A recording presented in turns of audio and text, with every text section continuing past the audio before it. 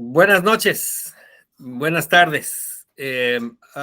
Nuevamente en otra sesión más de Torah con Kabbalah y Hasidut y comentarios y todo lo que podamos hacer para la Torah de Hashem. Esta parashá aquí, Tizá, pues como todas, ¿verdad? Pero llena de muchísimas cosas. Y aquí nos vamos a dar cuenta de que la Torah en una manera amplia, o sea, en un vistazo amplio, sí lleva un orden, ¿verdad? Vemos que está Bereshit, que es en el comienzo, y luego cómo va evolucionando, luego los patriarcas, y bueno, ahora donde estamos con Moshe, y hasta el final. O sea, ahí nos decimos, sí está en orden cronológico, pero ciertas parashot, ciertas partes inclusive, no guardan ese orden. Dice, ¿pero por qué? ¿Por qué? Hay varias explicaciones. Una, y se aplica a esta parashá, como se aplicó a la anterior.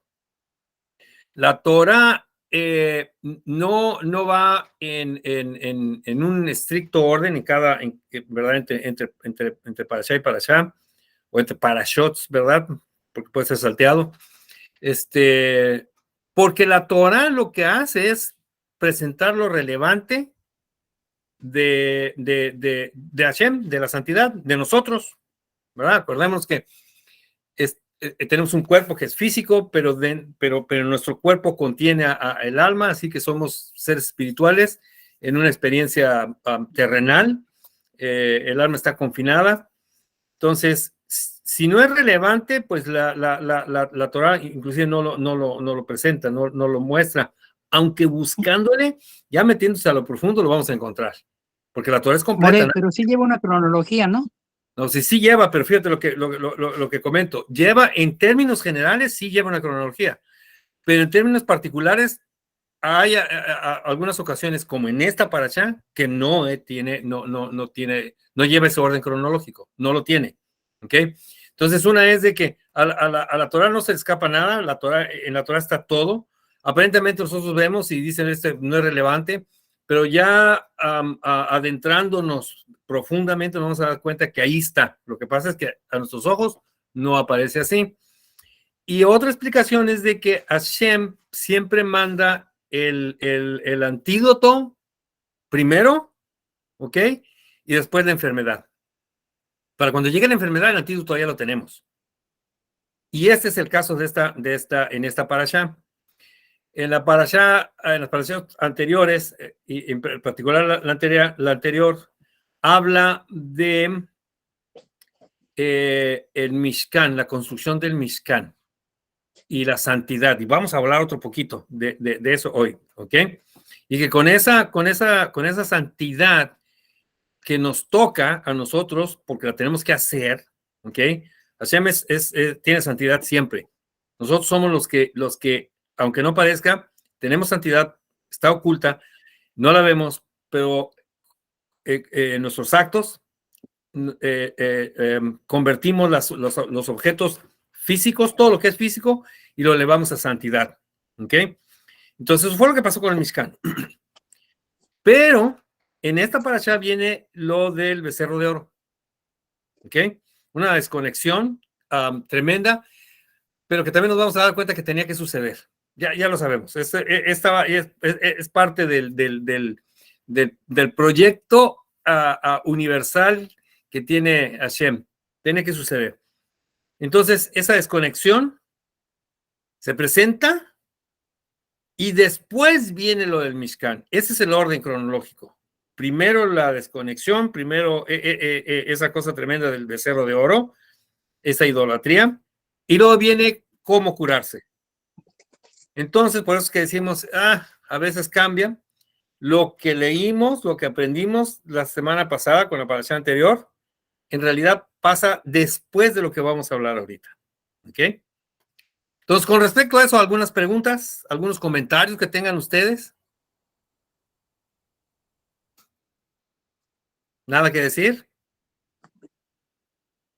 Bueno, pues entonces vamos a iniciar, vamos a tratar de hablar de la parashá. Como manera de introducción, ¿verdad? El resumen de la parashá, nada más para que nos demos cuenta, como para calentar motores. El pueblo de Israel es mandado a contribuir cada uno con medio cheque. Fíjense cómo aquí vuelve a aparecer esto, ¿ok? ¿Por qué es mandado? O sea, todo esto es corrección, ¿ok? Entonces dice que es mandado a contribuir cada uno, cada persona, con medio shekel de plata para el santuario. Vamos a explicar un poquito acerca de eso.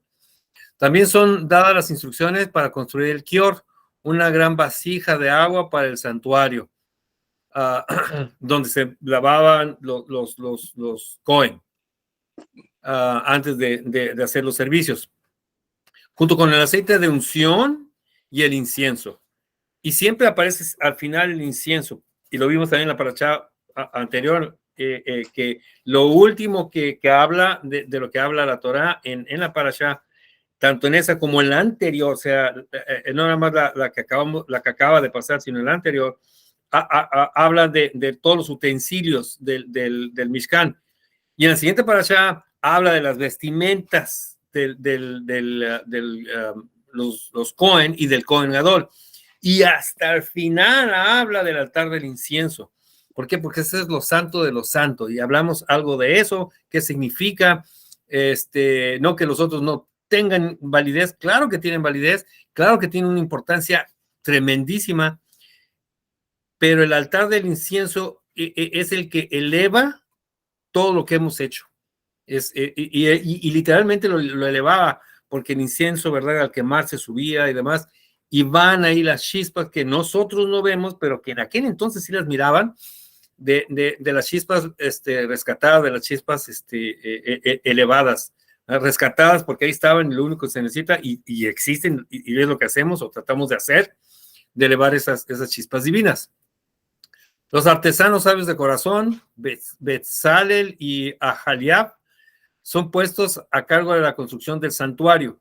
El pueblo es mandado nuevamente a observar el Shabbat. Y fíjense cómo dice aquí nuevamente. ¿Por qué? Porque ya se habló de qué es el Shabbat. Lo que pasa es que en el Shabbat, vamos a ponerlo, ¿no? Durante la semana, desde el primer día, que nosotros lo conocemos como domingo, desde el primer día, segundo día, nos estamos preparando para el Shabbat y lo tenemos en mente. Entonces, por ejemplo, cosas como ¿qué vamos a hacer para el próximo Shabbat? ¿Qué vamos a cocinar? Irlo juntando, irlo haciendo. Bueno, pues ahora falta aquí, bueno, hay que ir a comprar todas estas cosas para Shabbat. ¿Quién va a venir? ¿Nos va a visitar? Así muchas cosas que parecen mundanas, pero lo que está haciendo es que nos estamos preparando para recibir al Rey de Reyes, ¿verdad? Y en Shabbat, en donde todos descansamos, ¿verdad? Es un descanso mandado, pero es un descanso donde tenemos muchas cosas que hacer. No nada más es, ¿sabes qué? Pues me siento acá y me pongo a ver la tele, que pues ya sabemos que en Shabbat no podemos hacer eso. Vamos, el punto es de que el descanso es precisamente tener cosas que hacer, que nos pide Hashem que hagamos para la santificación de toda la creación.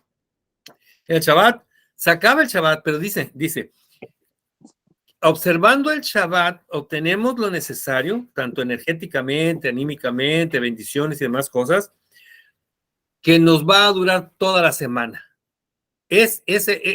Con esa observancia del Shabbat, todos los beneficios que obtenemos de la observancia del Shabbat se extienden a toda la semana. ¿Para qué? Para que en la semana, vamos a ponerlo de esta manera, tengamos menos dificultades. Los vamos a tener, pero que sean menos o que sean de menos intensidad, que podemos resolver las cosas que se van presentando como deben de ser, que los negocios mejoren, y etcétera, etcétera, etcétera.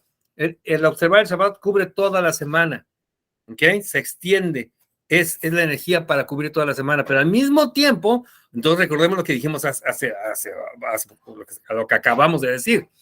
Al prepararnos, entonces nosotros estamos haciendo para esa observancia, para tener el Shabbat. Entonces, tanto como para un lado como para el otro, el Shabbat es el punto central. Por eso aquí dice que otra vez, o como dice aquí, que los artesanos, el pueblo es mandado nuevamente a observar el Shabbat. Nuevamente, de perdida yo una vez, ¿verdad? Cuando Moshe no vuelve en el momento esperado del monte Sinai porque sacaron mal sus cuentas, hay una explicación bastante amplia acerca de eso. Les falló sus cuentas y dijeron, oye, pues ya se pasó, ya están los 40 días, ya tuvo que haber regresado. La gente hace un becerro de oro y lo adora. No toda la gente. Y de la gente que definitivamente no lo hicieron fue la tribu de Leví. Dios se propone destruir a la nación errante de Israel. Se dice, ¿sabes qué? Es el colmo. Vamos, habla con Moshe y le dice, la voy a destruir. Y la voy a destruir y voy a hacer para ti, para Moshe, una nación mucho mejor. Una nación que no sea de dura servi. Y entonces vamos a hacer las cosas para que esta creación llegue a su plenitud. ¿Pero qué dice Moshe? Una preguntita. Sí. Antes de continuar. En un texto que tengo aquí dice, Aarón fue obligado a fundir el oro de sus joyas para hacer un becerro de oro. Aarón. Sí. No ellos en general, menos los egipcios. Dice, Aarón fue obligado a fundir el oro de sus joyas para hacer un becerro de oro. Ajá. Mira, hay como en todo, ¿verdad? Hay varias explicaciones. Lo que pasa es esto. Aarón era, el hermano de Moshe, y Aarón estaba ya haciendo funciones de Cohen sin que existiera todavía eso, pero iba para allá. Entonces, Aarón, acuérdense que era el portavoz, vamos a ponerlo así, de Moshe. Sabemos que hemos aprendido que Moshe dice que era de labios pesados.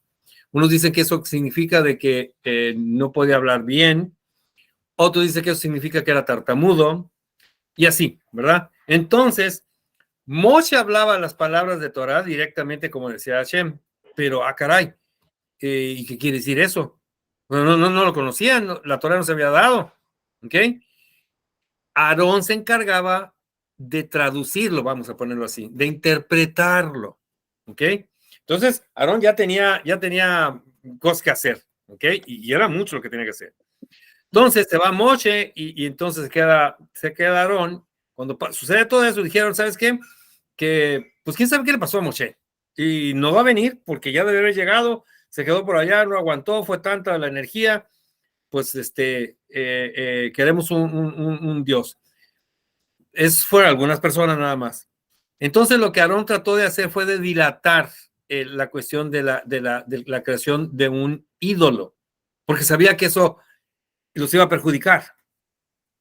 Y entonces ellos dijeron, pues no, queremos que lo hagas, o sea, ya, porque necesitamos un Dios. Después de haber visto todo lo que pasó del mar de los juncos, o sea, todo lo que ya vimos, todo lo que ya sucedió, ¿ok?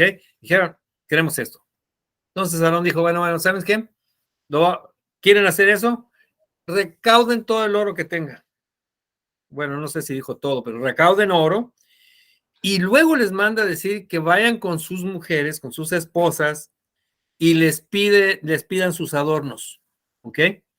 Sabiendo que el nivel espiritual de la mujer es más elevado y que no iba a ser tan fácil de que ellas dijeran, no, pues espérate, ¿cómo? O sea, ¿cómo vas a quitarme esto para hacer eso?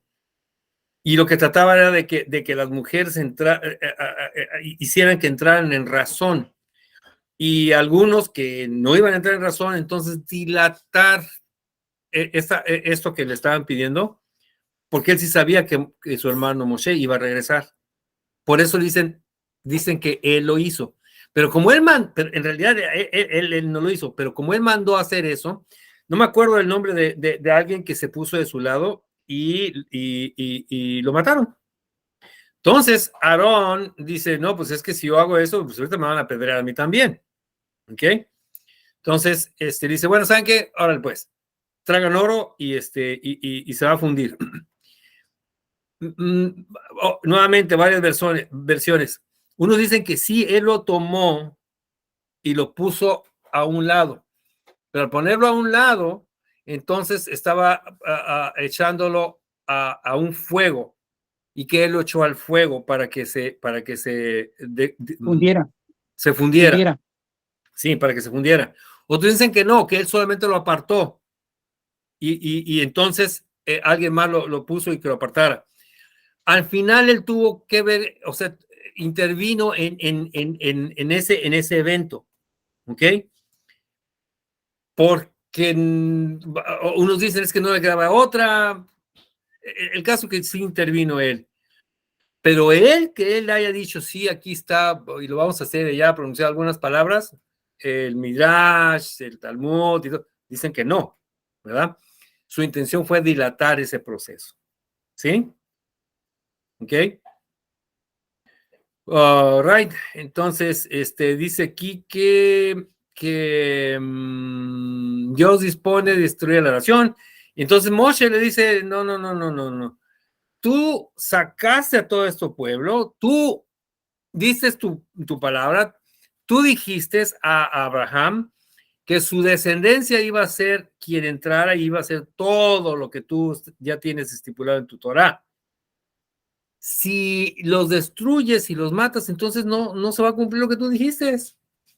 Son lo que son, pues sí, son lo que son, pero entonces ahora hay que seguir con eso que dijiste, porque entonces cambia el contexto, ¿ok? Cambiaría la trama, y no se trata de eso. Entonces Moshe los defiende, le dice, no, porque además, ¿qué van a decir las naciones? Como si, o sea, siempre es todopoderoso, ¿no? Pero digo, ¿pero qué van a hacer todas las? Pero ese estaba hablando para con los ángeles. ¿Qué van a decir todas las otras naciones de que los sacaste para matarlos? Cuando los ángeles habían dicho eso también. O sea, los ángeles estaban así como que, oye, pero les vas a dar la Torah, ¿qué te pasa? Pero los ángeles no son terrenales, ¿ok? Los ángeles no tienen mala inclinación, no tienen hambre, no tienen sed, no tienen necesidades. Entonces dice, la Torah es nada más para eso, entonces no es para ustedes cuando alega Moshe con los ángeles. Pero los ángeles también iban a decir, sí, entonces te dijimos, ¿verdad? Los sacó y ahora los matas. ¿Y qué van a decir las otras naciones, verdad? Y los defiende. Moshe desciende del monte cargando las tablas del testimonio, las primeras tablas grabadas por Dios, ¿ok? Y al ver que la gente bailaba y estaba haciendo fiesta con el ídolo, Moshe decide romper las tablas. Y ahí vamos a hablar un poquito de ello. Muy interesante. Destruye el becerro de oro y bueno, hubo gente entonces que por eso murió, ¿verdad? Porque estaban, fue una plaga que cayó. No es que Moshe directamente los haya matado, sino que sencillamente siguiendo el curso de lo que debería de ser, fue una causa, entonces iba a tener un efecto, entonces mueren, porque hay quienes dicen, no, Moshe los mató, pero no es así, ¿no? O sea, hubo una causa, viene el efecto. Y luego entonces vuelve y le dice a Dios, si no perdonas a tu pueblo, ¿verdad? Entonces bórrame de tu libro, porque ya otra vez estaba diciendo, ¿sabes qué? Te voy a poner gente libre. Entonces, ¿sabes qué? Bórrame tu libro, ¿qué has hecho? ¿Qué has escrito? O sea, esto es, ¿los vas a matar a ellos? Pues entonces me matas a mí también, me incluyes, porque yo soy parte de ellos. Su hermano Aarón, todos, o sea, dice, ¿los vas a matar? Bueno, entonces mátame a mí también. O sea, ¿hasta dónde llegó Moshe? Y leemos ahora en ¿cómo se llama? En los entrenamientos que dan, ¿verdad? Para superación personal y para gerentes y para, ¿verdad? Vicepresidentes de compañías, además de lo que es ser líder. ¿Qué es un liderazgo? Entonces sabemos que un líder antepone los intereses de quienes él está lidereando antes que los suyos propios. Un líder un buen líder debe o sea, procura saber qué le está pasando a su gente y no qué es lo que le puede pasar a él. Entonces, eso fue lo que hizo Moshe. Dice, él era un dirigente, él era un líder, entonces se preocupó por su gente antes de preocuparse por él. Y esa es la enseñanza que tenemos todos los días. ¿Se acuerdan? Hemos hablado mucho de esto, que si nosotros estamos viendo por el prójimo, la otra persona, y ponemos enfrente, anteponemos pues sus intereses sobre los nuestros, entonces lo que estamos haciendo es que normalmente lo que sucede es que nos salimos de nuestro estado de confort para ir y ayudar, ¿cómo se llama? Sanar las necesidades que tiene la otra persona. Y si para eso tengo que salirme de mi casa, tengo que manejar 20 minutos para ir a ayudar a esta persona, a cargar, a subir, a mover, o estar con esta persona en el hospital, Dios no lo permita, pero pues pasa, hemos estado, entonces hay que ir con esta persona y estar, si no se puede estar con él, pero la gente, sus allegados, familiares, hay que atenderlos, tanto preocupados que no tienen cabeza para cocinar, no tienen cabeza para hacer su casa, no tienen, entonces es ahí donde nosotros debemos de estar y si nos ponemos a pensar en lo nuestro, pues entonces no lo vamos a hacer, porque lo nuestro es More, primero. una preguntita antes de que continúes. A ver. More, perdón que te interrumpa. No, Cuando adelante. acabas de hablar sobre el desprendimiento de Moshe de las tablas hacia el suelo, previamente las letras se desprenden. ¿Es así?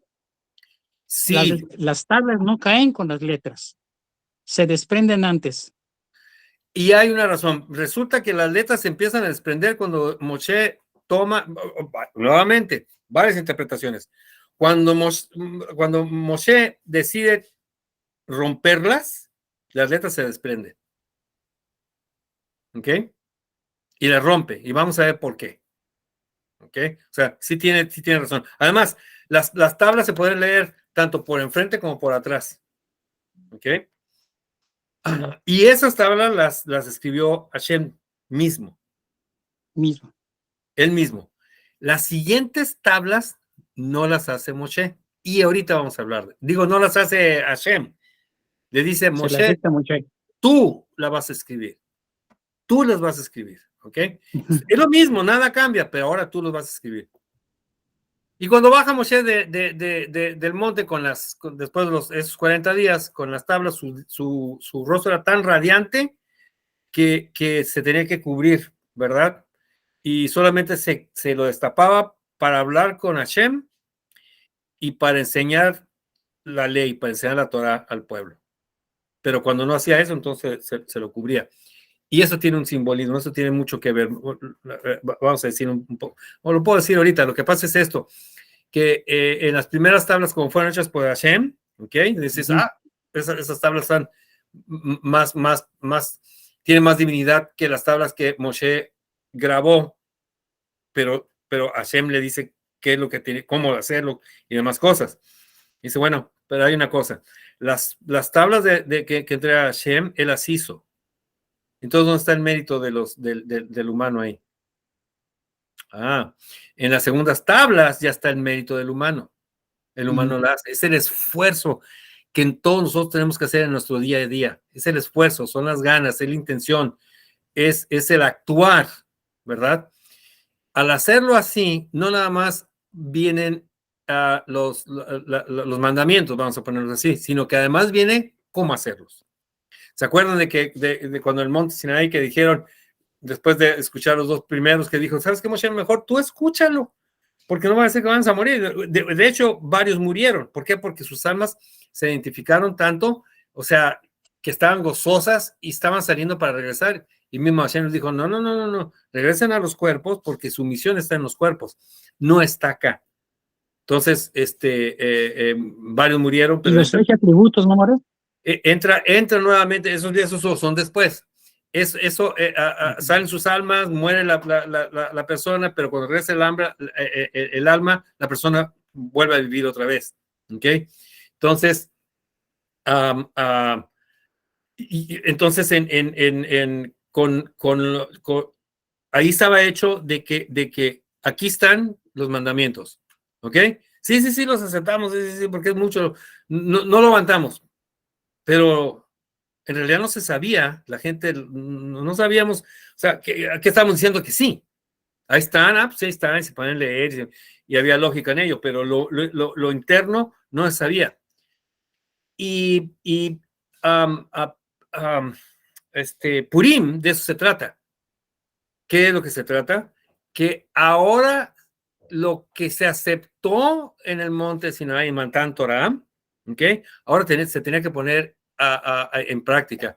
Se asimiló en el momento en que, ¿saben qué? Todos ustedes tienen el decreto de que van a morir y se va a aniquilar todo el pueblo judío. Entonces ahí fue cuando, por decirlo de esta manera, se pusieron las pilas, entendieron, hicieron los ayunos y todo lo que ya hablamos ahora, ayer y antier, en la Megilá que se leyó. ¿Ok? Entonces, de esa manera, no nada más están los mandamientos, sino que además es ahora cómo hacerlos. O sea, los tienen, ahí está, y cómo los hacemos. O sea, ¿y aquí qué es lo que tengo que hacer? Ya lo acepté, pero ¿qué tengo que hacer? Entonces, ya con eso es un entendimiento más profundo. Lo que se trata entonces es de que con eso nosotros actuemos. Por eso era tanta lo que traía a Moshe y lo tenía que enseñar y hablar, y por eso su rostro estaba radiante, porque no nada más era aquí están, sino además cómo hacerlo. ¿Ok? Bueno, entonces vamos a ver. Si no hay más preguntas, entonces vamos a ver, cierra rápido. Dice que Moshe permaneció en el monte con Dios durante 40 días y 40 noches, ¿ok? 3 veces. 3 veces 40 son 120, ¿ok? Algunos explican que porque estando ahí, pues no se llevó lonchera, ¿verdad? No se llevó itacate. Entonces, ¿cómo es que vivió? No, dice, pan no comió y agua no bebió. Algunos dicen en una explicación es de que estuvo en un estado en el cual en un caso de mente sobre materia, ¿ok? ¿Por qué? Porque estaba metido en lo que tenía que hacer, ¿ok? Y al estar metido en lo que tenía que hacer, entonces su mente no estaba en este plano terrenal, su mente estaba en los mundos superiores. En los mundos superiores no hay necesidad de comer ni nada de esas cosas. Otra explicación dice que permaneció humano y su supervivencia fue un milagro constante. Entonces, y hay otra que dicen, hay más, pero esas son las que más sobresalen. Moisés se aclimató al ambiente celestial y no necesitaba comida, es decir, durante su estancia en lo alto fue como un ángel o fue un ángel. Los ángeles no comen, no beben, no duermen, no nada de esas Moré un cosas. comentario ahí, A ver. un comentario, mira, los que Baruch Hashem hemos tenido la oportunidad de estar en ese lugar. El monte Sinai es una serie de cerros, de montes, casi de la misma altura, pero es un conjunto, no es una sierrita, ni está aislado, sino son varios. Pero en el lugar donde fue, el tono de la piedra rocosa tiene su color, ¿no? Una especie de color crema muy suave, muy agradable. Pero en el lugar donde fue la conjunción, está cenizo. Hay un grisáceo en la piedra, en algunos lugares hasta un poco más que negro, más que gris sin llegar a negro, pero es un espacio muy reducido, More. Un espacio tan reducido como la mitad del salón donde que tú conoces en el SEC, o tal vez un poco menos, 3x4 en el lugar. Y ahí la roca está grisácea, ceniza, blanquizca. ¿Fuiste en un tour, tocayo? No, subimos, bueno, de alguna manera, nos llegó un camión, pero cada quien iba por su lado, sin camello, porque el camello llega un momento que se cansa y ya no puede subir esa pie, lo último. ¿Y les dijeron, alguien les dijo que ese era el lugar? Sí. Mira, te voy a decir por eso, porque lo Sí. que han comentado y lo que se dice, y muchos lo afirman, es de que no se sabe exactamente cuál fue dónde está el monte Sinaí. O sea, que es digan, correcto. ¿sabes qué? En esos 3, 4, 5, ves todo ese montón de montecitos, de cerros, Sí, sí, sí, por sí. ahí está. Tengo entendido que no se sabe. No pueden decir, ahí está. Por eso te pregunto si los llevó a un tour y si el del tour les dijo eso, en qué se basó, cómo sabe. No estoy diciendo que esa persona no sepa, porque a lo mejor sí sabe, fíjate. No, Pero sí, sí. lo que cuentan es de que no, porque entonces van a hacer de ese lugar un lugar para hacer idolatría. Entonces Pues, no se sabe dónde está. pues Como no se sabe, efectivamente como hay no una se sabe especie dónde está, de capilla muy pequeña pues, ahí en ese está, es lo que lugar. te digo. Entonces, ¿pero quién la puso? Ujú. ¿Ah? Entonces, lo que yo sé es que no se sabe. Como no se sabe dónde está la tumba de Moshe, muchos dicen, ¿por qué no hay tumba? Porque Moshe no Yo, murió, no se elevó, ¿verdad? Entonces, pues no sé, ¿verdad? No es que te quiera contrariar, pero eso es lo que no, yo he no, oído. correcto. Y alguien más creo que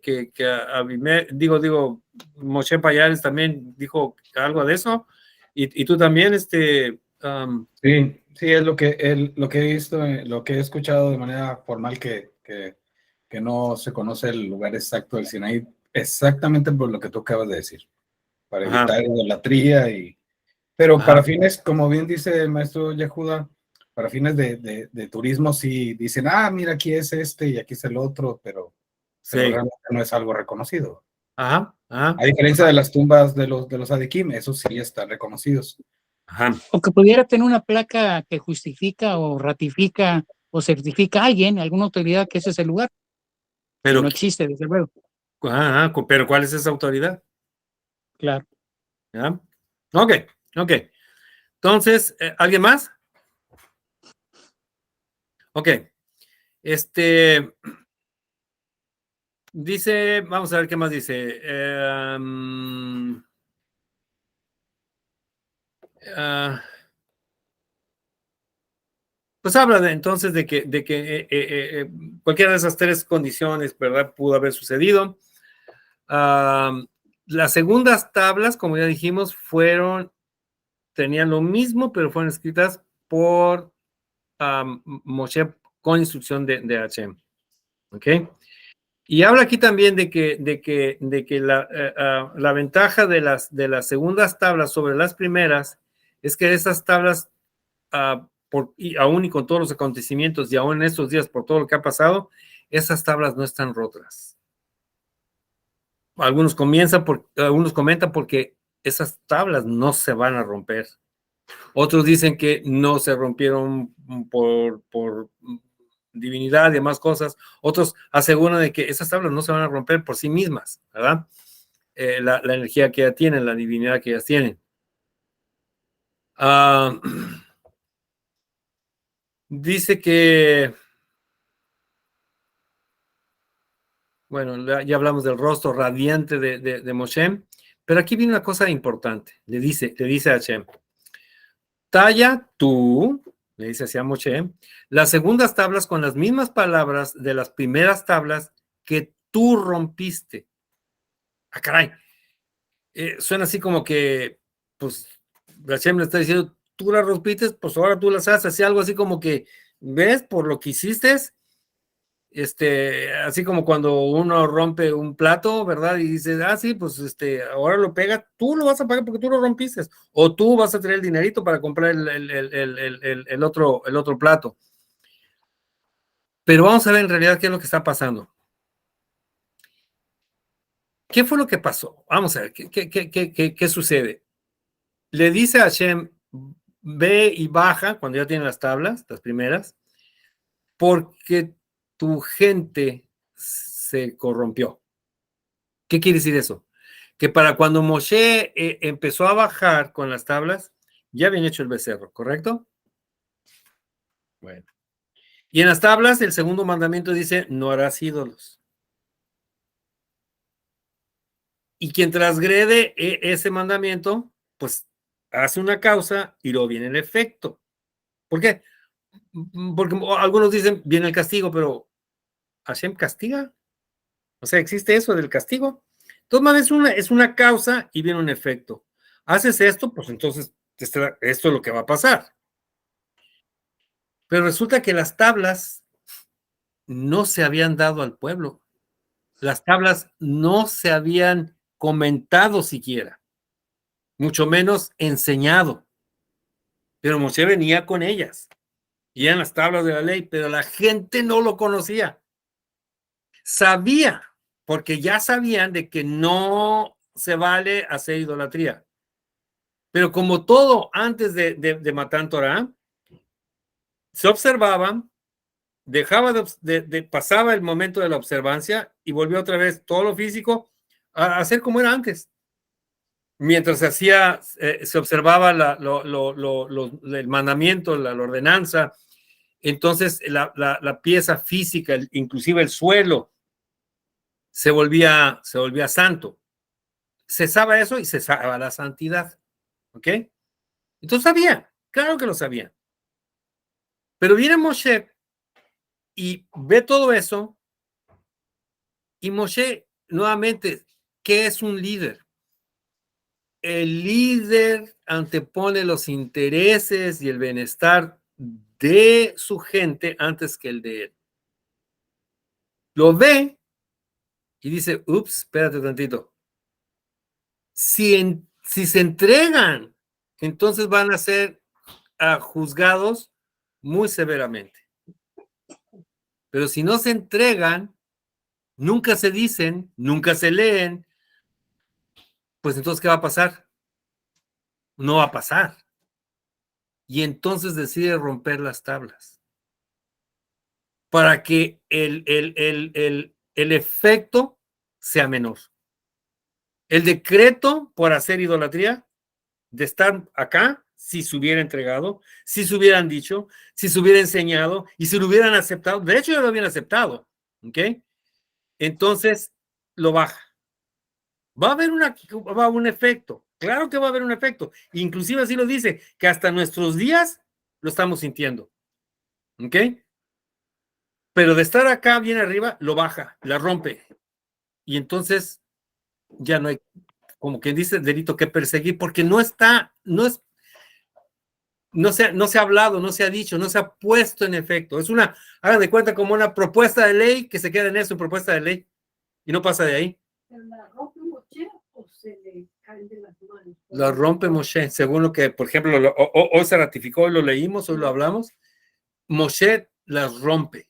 También se dice que al pecar el peso fue tal sobre las tablas que se le cayeron. Que se le cayeron. También es otra versión, ¿ok? Otra es lo que acaba también comenzó a decir el tocayo, pues no había la santidad, vieron lo que pasó, estaba esa idolatría, las letras se empezaron a desprender. Pero las letras se empezaron a desprender, eso sí se comentó, porque ya había decidido Moshe romperlas. Y entonces va a romper algo que se empiezan a desprender, entonces que tiene santidad. Sin embargo,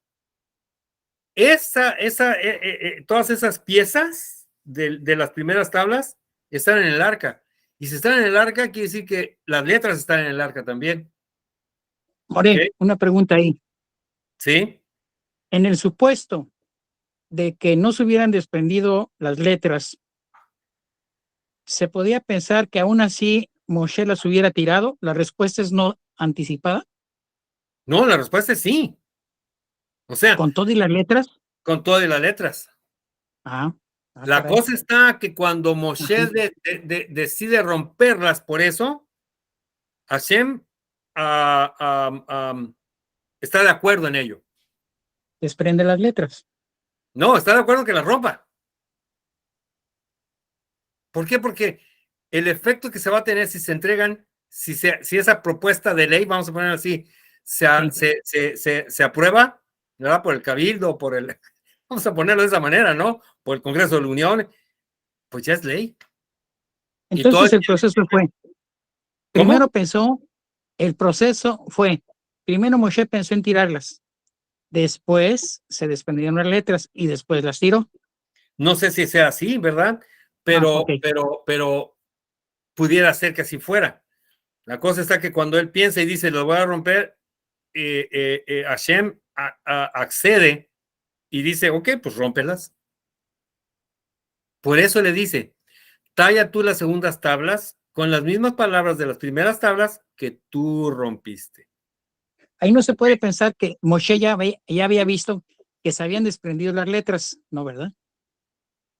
Puede Para ser, tirarlas. puede ser, no sabemos. Pero otra fue que dijo, es que nuevamente, si se presenta eso, si se lo decimos, pues imagínate cuál va a ser el efecto. El efecto iba a ser tremendo, tremendísimo. Si así el efecto todavía no llega a estos días, ¿sí? Pues entonces dice, lo va a romper, pum, ok, pero las van a tener. No porque se hayan roto, no van a tener los mandamientos, los van a tener. Pero entonces ahí fue cuando dice, pues mira, te voy a entonces a todos esos los voy a quitar, los voy a desaparecer y voy a hacer para ti otra nación, voy a traer gente nueva, voy a crear gente nueva. Y le dice, no, ese no es el trato, eso no fue lo que dice tu Torá. Tu Torá dice que vas a sacar a esa gente y sabemos, y ahí se incluye Moshe con Hashem, de cómo es el pueblo. Es de dura sede. Y sabemos que va a haber muchas dificultades, pero ese es el trato. Además, todas esas dificultades, Hashem ya las sabía. Nuevamente, todo está supervisado por Hashem. Esta es una obra de teatro, vamos a ponerle de esa manera, en donde el guión ya está. Y va a pasar lo que va a pasar porque ya está escrito en el guión. ¿Ok? Nada más que nosotros, terrenales, limitados, finitos, pues no podemos ver lo infinito. Y entonces para nosotros, oye, pues eso no tiene lógica, y ¿por qué lo hizo así? Y hasta pensamos que Hashem no sabía qué iba a pasar, pero ya todo está escrito. Nada más que tiene que suceder de cierta manera. ¿Dónde está entonces el libre albedrío? El libre albedrío está en que las cosas van a suceder. Ahora, ¿cómo suceden? Eso está en nosotros. ¿Cómo van a suceder? Pero que van a suceder, van a suceder. ¿Cómo van a suceder? Ese es nuestro libre albedrío. Puede suceder en un tiempo así, pero si decidimos, puede suceder que todo pase en un tiempo así. ¿Ok? Pero al final va a suceder. Puede suceder que se vaya, lo que tenga que pasar, pues el camino pues va a estar un poquito así, ¿verdad? Que a lo mejor no tan planito, pero con nuestro libre albedrío, pues podemos ponerle piedras, rocas, cercos y demás cosas, pero al final tenemos que llegar. Al final lo tenemos que hacer. ¿Ok? A ver, ¿alguien más? Entonces, lo que se ha comentado muchas veces de que, oye, qué barbaridad, mira nomás lo que hizo Moshe, pero ¿cómo? Su ira y demás cosas, cuando sabemos que Moshe, como humano, pues sí, tuvo momentos en que se enojaba y demás cosas, pero eran así, de este tamañito. Y recordando de que era un líder y que el buen líder antepone los intereses y el bienestar de su gente antes que los suyos. Y eso fue lo que él hizo. Él vio, anticipó, se dio cuenta y dijo, que se rompan. Tanto es así que Hashem estuvo de acuerdo. Hashem estuvo de acuerdo, pues ok, rómpelas. More, No se quebranta el mandamiento, ¿verdad? More, ¿cómo debemos entender ese efecto de que se rompan Las rompió. como concepto? Como Que se concepto. rompan, que se rompan. Bueno, romperse Va más allá, ¿no? Bueno, sí, pero ok, ¿cómo podemos ver eso? Tiene un fin, ¿ok? Y si sabemos que todo es, todo lo que es físico es finito, esto quiere decir que tiene principio y tiene fin, y el fin representa muerte, pero no la muerte así que nada más como nosotros la vemos, de que es una muerte física de una persona que se muere. Hay diferentes tipos de muerte, una relación no funciona, un negocio no funciona, y en todo eso, Eso también es un estado en el cual, como es finito, trae la divinidad a un plano finito, y lo finito con lo infinito, por definición, no compaginan, no pueden existir los dos. Existe siempre lo infinito, pero no lo vemos. Pero en este plano terrenal, lo infinito está oculto a nuestros sentidos. Existe, ahí está, pero está oculto. Y lo que vemos entonces, pues tiene principio y tiene fin, pero dentro del mismo marco, o sea, es un marco, está definido. Y aunque hay santidad en él, como es físico, tiene principio y tiene fin. Para cuando él trajo las tablas ya eran físicas. Tenían la divinidad porque habían sido escritas por la mano, por el dedo, ¿verdad? Por Hashem mismo, pero que tenía que funcionar. Acuérdense que toda la creación es para que funcione aquí en lo físico. Y la única manera de que pueda funcionar es que se convierta en finito. Deje de ser infinito y ahora se convierte en finito. Si no, no funciona. Entonces, como iba a funcionar, ya era finito, y entonces se rompe, pero se rompe con esa intención. ¡Pum! Aquí se acaba, y entonces tenemos que volver a empezar, aunque no de cero, pero tenemos que volver a empezar. Y dice, ok. Entonces ahora tú las escribes para que sea todo dentro del mismo marco finito. Tú, Moshe, finito, vas a hacer algo finito. ¿Sí, tocayo? Sí, estaba recordando que lo que estás diciendo, que en esta parashá no se menciona el nombre de Hashem. En esta parashá, sí. Donde no se pronuncia el nombre de Hashem es en la Megilá de Esther. Ok, perdón, sí, tienes razón. Sí. Pero aquí sí, claro, sí.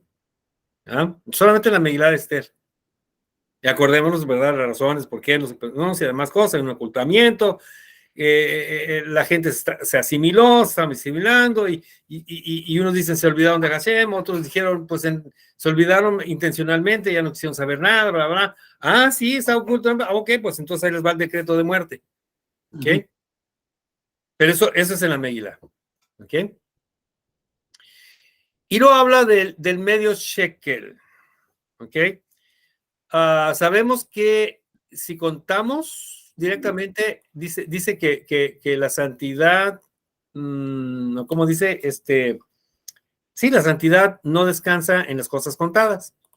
Por eso cuando tenemos que contar, procuramos hacerlo de una manera indirecta. Este es un shekel.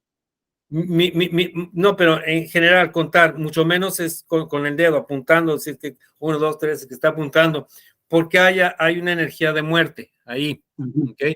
Entonces, en la sinagoga, para contar si ya tenemos un millán, se cuentan, pues ustedes ya saben, ¿no? Las kipot o los zapatos, unos inclusive, en lugar de decir uno, dicen no uno, y así se van, no 1, no 2, no 3. Algunos dicen, pero de todas maneras estás pronunciando los números, pero es una manera de no contar directamente, ¿ok? Y hay otros que pronuncian algo donde aparezcan, o sea, 10 palabras. Por ejemplo, como uno que dice Baruch Ata Hashem, Baruch Ata Hashem Eloheinu Melech Hatam Asher Kishano, no, es la del pan, creo. Sí, bueno, ahorita no me dan los 10, pero hay otros que mencionan la Sefirot y comienzan a contar y empiezan a decir, comienzan diciendo Keter, Jogma, Bina, bla, y bajan todos hasta llegar a Malhut. Si al estar pronunciando eso y están viendo a las personas sin apuntar y llegan a Malhut, entonces ahí está el Minyan, ya tienen 10. ¿Ok? Hay varias maneras de hacerlo. Siempre hasta 10 nada más. ¿Cómo? Siempre hasta 10 nada más, el Minyan. Bueno, es que lo que necesitas, si hay más, mejor, ¿verdad? Pero lo que se necesita es un Minyan. Por eso se cuenta el Minyan. No, o sea, si hubiera 14, cuentas 10 y hasta ahí le paras, hasta 10. Porque ya sabes que Sí, porque ya sabes que tienes el minyan, ¿ok? Pero si hay mucha gente, imagínense el poder que tiene toda esa gente como congregación. O sea, no es que se cuenten millones, hermanos, que se cuentan esos 10 primeros y los demás ya no importan. No, Dios no lo permita. ¿Cómo? ¿Cómo? No va a ser. Se nos ha dicho que los demás son adornos, pero ¿qué clase de adornos? O sea, es un adorno. Nada más, los demás son adornos. No. Son ¿qué clase de adorno? Acuérdense que entre más sea grande la congregación, Hashem va a aceptar mucho más fácil las plegarias de varios que la plegaria de más de uno. Porque en las plegarias de varios casi entran así, lo que es, todas las plegarias, las peticiones, casi entran directo. Cuando es una persona sola, entonces esa persona se le escrutina y que cuáles son sus méritos, qué hizo, qué no hizo, y entonces se le empieza a escrutinar y bueno, somos humanos y pues a lo mejor no nos alcanza y bueno, pues está bien, estás haciendo tu oración, estás haciendo lo que debes de hacer, pero no te alcanza, ¿ok? En cambio, en comunidad, pues alcanza y sobra. Y Hashem es lo que quiere. Acuérdense, creo que el maestro lo dijo la vez pasada. Llega Shabbat, está en la sinagoga, es como si llegara Hashem y preguntara, entra y ve, y no hay 10 varones. Y es como si preguntara, ¿y dónde están? Deberían estar aquí, ¿dónde están?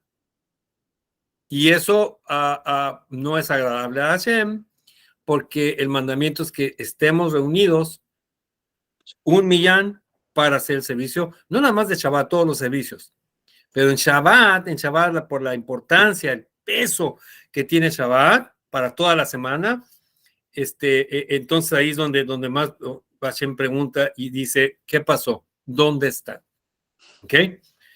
Hay minyan, hay más de 10 personas. Ok, entre más hay, entonces Hashem, estamos haciendo lo que a él le gusta que hagamos. Entonces lo que le pidamos, ¿sabes qué? ¿Cómo no? Venga. Es que te estamos pidiendo esto. Va, sale, órale, adelante. Cuando es uno, es eso, ok, sí, ok. ¿Y qué hiciste? Y a ver, ¿qué no hiciste? ¿Y dónde está eso? ¿Cuáles fueron tus pensamientos? ¿Cuáles fueron tus palabras? ¿Cuáles fueron tus acciones? O sea, se escrutina. ¿Ok? Entonces es buenísimo tener muchos varones, más que el minyan. Mínimo, por supuesto, 10. ¿All right? Entonces, se cuentan cosas. Y Hashem manda a decirle, ¿saben qué? Vamos a hacer una elevación. La parashá Kitizak se traduce como cuando cuentes, pero es cuando eleves. Y vamos a ver por qué cuando eleves. Ponen medio shekel, pero el rico puede dar mucho más de medio shekel. Habrá gente que, ¿cómo le batallan para dar medio shekel? Un rico puede decir, pues yo pongo 100 shekels. Pues no. Porque todos son lo mismo, todos son iguales. Judío es judío y todos van a ser iguales. Uno tiene más cuestiones económicas, otro tiene menos, pero habrá quienes, de los que no tienen tantas cuestiones económicas, tienen un montón de méritos por todo lo que han hecho, y los que tienen mucho dinero, pues sus méritos, pero al final todos son iguales y se van a contar a todos por igual, no porque el que más tenga cuestiones físicas, ¿ok? Y entonces se manda ese medio shekel. Pero vamos a ver, ¿qué es el medio shekel? A ver si lo tengo por acá escrito. Dice que el medio shekel era una expresión de la unidad judía. Todos ricos y pobres daban la misma cantidad. Por lo tanto, en lugar de decir simplemente que todo varón debe de dar 10 gerá o 10 gerot, ¿ok? En lugar de decir da 10 gerá, decía da medio shekel. ¿Ok? 10 gerá hacían un medio shekel. 20 gerá hacían un shekel completo. La Torah dice que uno debe dar la mitad de 20 gerá. Esto se debe a que la unidad se logra cuando todos reconocemos que somos solamente mitades. ¿Mitades ante quién? Pues ante Hashem. Para hacer un shekel completo debemos unirnos con nuestro prójimo. ¿Ok? Todos somos unidos. ¿Qué es lo que pasa? Y dice, a ver, creo que hay dos versiones. Una que dice, tenemos que dar ese medio shekel que son las 10 gerot, que representan las 10 sefirot de nosotros. ¿Ok? Pero como es abajo, es arriba, esto es, sabemos que hay un paralelo, y lo que hacemos aquí en este plano se refleja en los planos superiores. Entonces, si aquí hay 10 sefirot, si aquí hay 10 shekel, arriba va a haber entonces también 10 sefirot y 10 shekel. Y la cosa está en que una versión es de que de lo que ya hemos recibido, entregamos por medio de estas 10 sefirot. Las 10 sefirot terrenales regresan, la luz retornante, se retorna la luz celestial, ¿verdad? A los mundos superiores y se cierra el ciclo y se cierra la energía, ¿ok? El circuito. Y la otra versión están esas 10 sefirot con las bendiciones, con todo, listas para ser entregadas. Ya están entregadas. Pero no se van a entregar si nosotros no hacemos nuestro trabajo con las 10 sefirot. Al hacer nosotros nuestro trabajo terrenal, entonces somos merecedores de que todas esas bendiciones, toda esa parnasá, todo eso bueno, entonces ahora se vierta porque ya se cerró el ciclo. Al final es lo mismo, se cierra el ciclo. Pero uno es, en agradecimiento regresamos, y el otro es, para que recibamos, tenemos que trabajar, tenemos que cumplir. Y entonces ahí está, 2 de 10 hacen 20, y ese 20 es ese 20 es un shekel. Sí. ¿Sí? ¿Estamos de acuerdo? Y luego, vamos a ver, hasta ahorita ha habido 3 censos.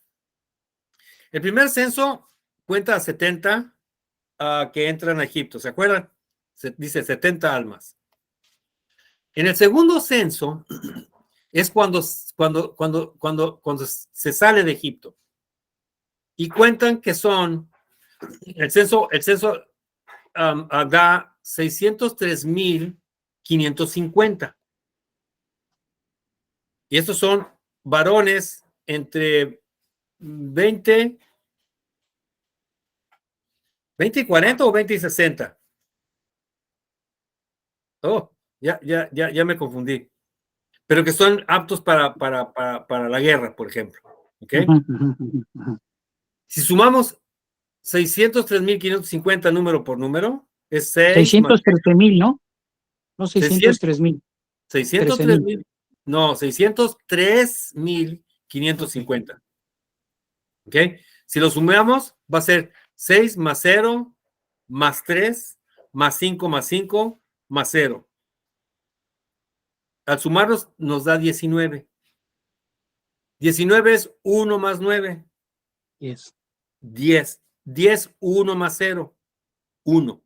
Y ahí está la unidad. ¿Ok?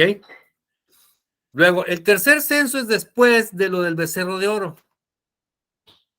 Y da como resultado 601,730.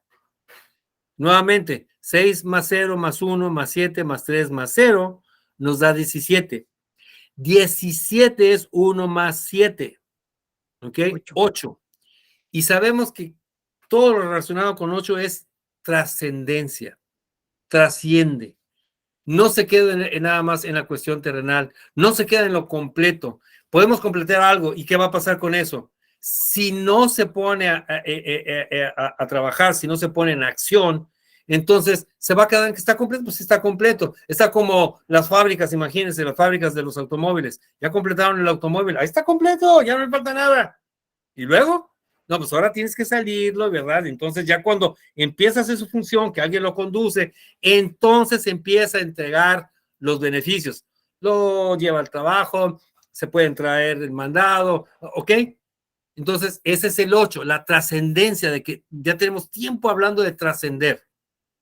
Ahora, la diferencia entre 603.550 del segundo censo y 601.730 del segundo censo da una diferencia de 1820. ¿Ok?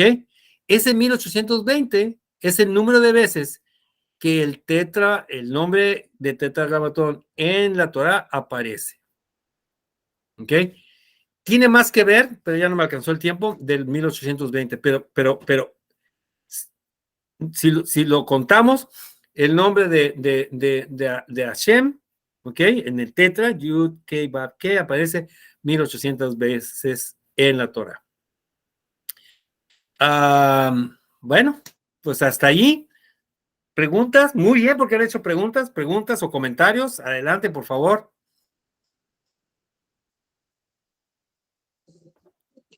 Bueno, podríamos mencionar los 7 secretos que el maestro Goslan publica en su material Sí, referente nada a más esta separación.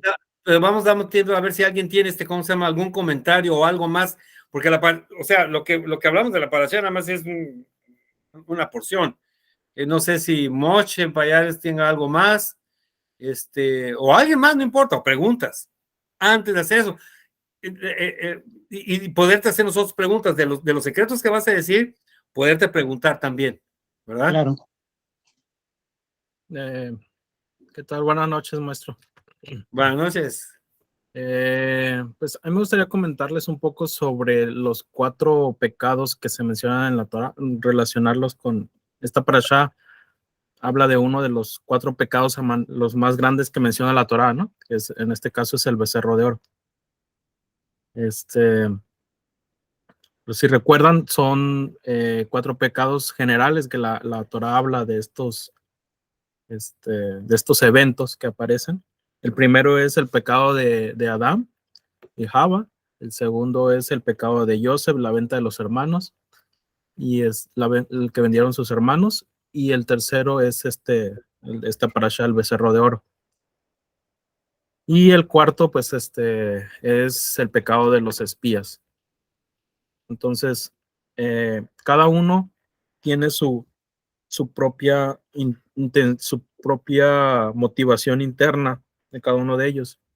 Algo que también sabemos, algo que hemos estudiado, es que la rectificación de cada pecado, por lo general se mantiene dentro de la misma palabra que se relaciona con ese pecado. También haciendo una nota o una paréntesis que ya sabemos que cuando hablamos de pecado, no en el sentido tradicional de Occidente, de lo que se conoce como pecado, ¿no? Sino más bien es como una idea de transgredir algo, de fallar o de errar algo que es a donde vamos dirigiéndonos, ¿no?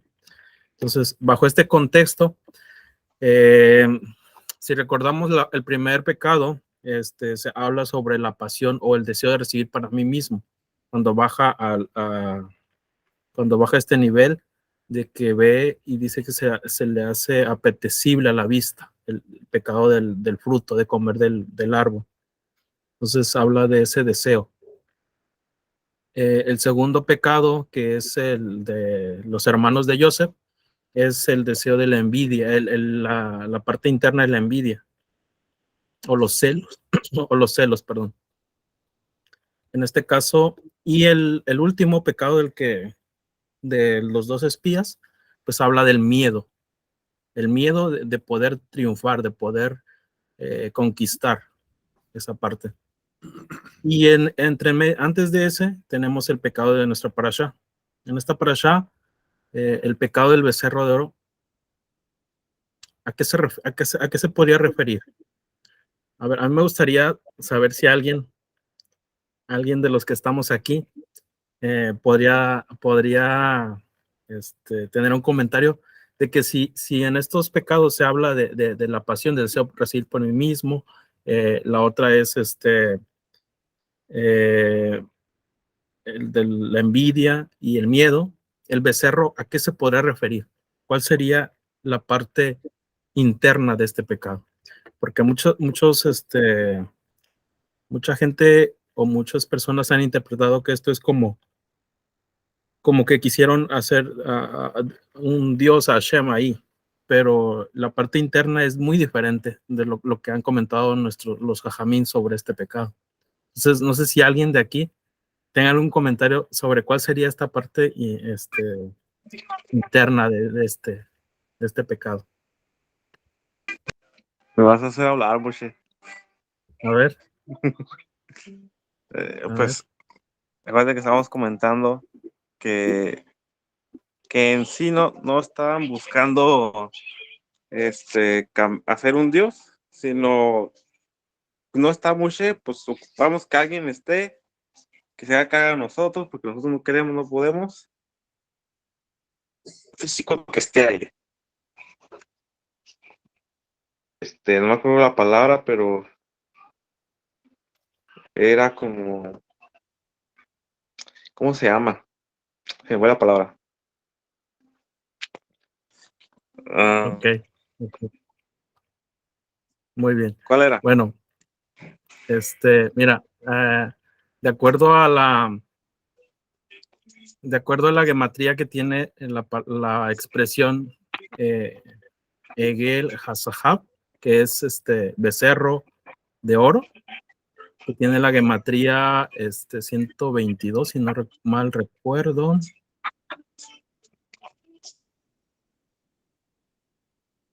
Sí, 122. Esta misma gematría nos da una equivalencia con Koah Medame, que significa el poder de la imaginación. El poder de la imaginación. Esa es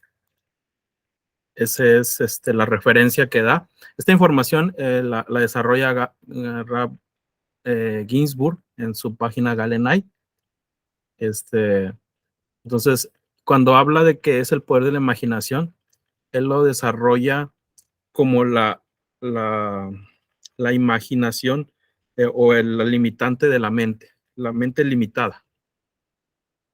Entonces, él empieza a explicar cómo buscaban un punto de conexión, un punto de ver, porque en su imaginación ellos, el oponente les había dado una información equivocada, ¿no? Donde le había dicho que ya no había bajado Moshe Rabenu.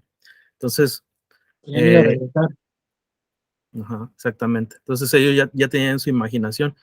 Por eso es que en otra información que también, si no mal recuerdo, lo desarrolla el mismo Rabino Ginsburg, él dice que ellos buscaban un falso liderazgo, ¿no? O lo que en verdad trataban de evocar era un falso liderazgo.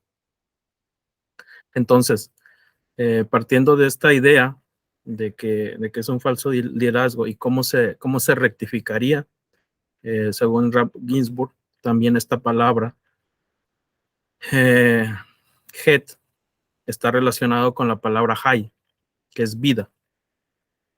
Y también si esta misma palabra, Het, que son 3 letras, Hei, Tet y Aleph, estas 3 letras, si las multiplicas una por cada una, te da un resultado de 3 veces Hay, 3 veces 18. Entonces, habla sobre la parte de la resurrección de los muertos, pero no en el concepto de la época futura, sino cómo es la rectificación ahora de que lo contrario siempre al pecado va a ser la vida. Siempre que se relacione algo con errar, nos está llevando hacia la parte de la energía de la muerte. Entonces, el rectificar este pecado es por medio de la teshuvá, haciendo retorno regresando a la fuente o regresando a la parte que es lo que es el árbol de la vida. Entonces, este se me hizo muy buen comentario que hace Rav Ginsburg.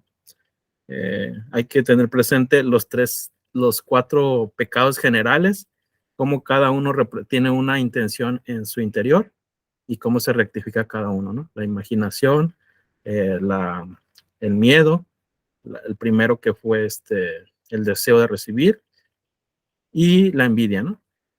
Ese es mi comentario. A ver, entonces vamos a ver. O sea, lo entendí. Pero podríamos decir también entonces que es una imaginación, ¿ok? Entonces es algo que se forma, es algo que se hace un concepto y lo quieren materializar. Pero esa imaginación, bueno, como muchas imaginaciones, si no es que todas, pero no, muchas, no es real. Así es. ¿Ok? Y al no ser real, y en específico, ir en contra del segundo mandamiento, entonces es la negación de Hashem. ¿Sí o no? ¿O me Sí, estoy yendo por otro lado? Sí, lo que desarrolla, sí, en la parte, ¿cómo se dice? En la parte superficial, sí. Lo que busca Rav Ginsburg es ir a la parte interna del pecado. O sea, sí, la parte, ¿cómo se podría decir? Superficial, están violando el mandamiento de hacerse una imagen.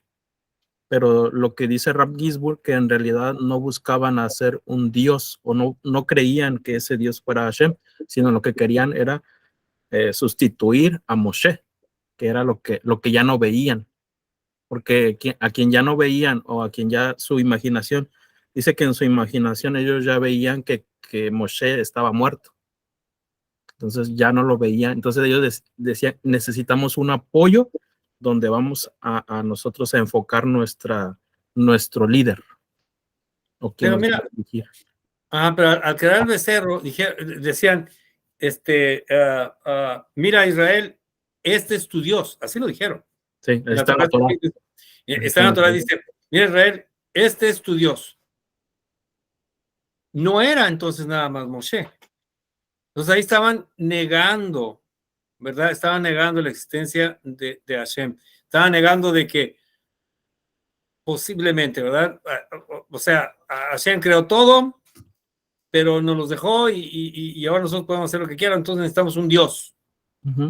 Es una manera de verlo. Y otra manera, estábamos leyendo, es de que, pues es que no hay Dios.